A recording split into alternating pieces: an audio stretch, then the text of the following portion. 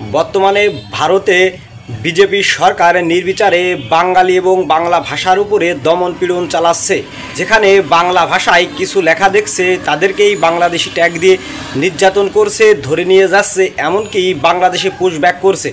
বর্তমানে ভারতের বিভিন্ন রাজ্যে গরিবী বাঙালিরা কাজকর্মে গেলে তাদেরকে সেখান থেকে আটক করা হচ্ছে, তারপরে তাদেরকে বাংলাদেশি বলে নির্যাতন করা হচ্ছে। ভারতীয় বাঙালিদেরকেও বাংলাদেশি বলে কটাক্ষ করা হচ্ছে, যা নিয়ে বর্তমানে ভারতের বিজেপি সরকারের বিরোধী দল কংগ্রেস এবং বিভিন্ন বাঙালি পক্ষ সংগঠন রাজপথে আন্দোলন করছে বাংলা ভাষার দাবিতে।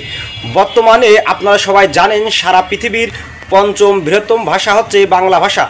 আমরা বাংলাদেশিদের ভাষাও বাংলা ভাষা। যদি পৃথিবীর কোনো রাষ্ট্র যদি বাংলা ভাষা নিয়ে কটু কথা বলে তাহলে বাংলাদেশি বাঙালি হিসেবে আমাদেরও গায়ে পড়ে। তাই বাংলাদেশ থেকে বিজেপি সরকারের এমন কর্মকাণ্ডের প্রতিবাদ জানাচ্ছি। একই সঙ্গে বলতে চাই, বাঙালি বাঙালি ভাই ভাই, সর্ববাঙালির ঐক্য চাই। বিজেপি হটাও, ভারতে বাংলা ভাষা বাঁচাও। ভারতে বর্তমানে সর্ববাঙালির ঐক্যের ডাক দিয়েছে তৃণমূল কংগ্রেস, বাংলা পক্ষসহ একাধিক সংগঠন। সকলের একটাই কথা, দিল্লির পরিবর্তন চাই।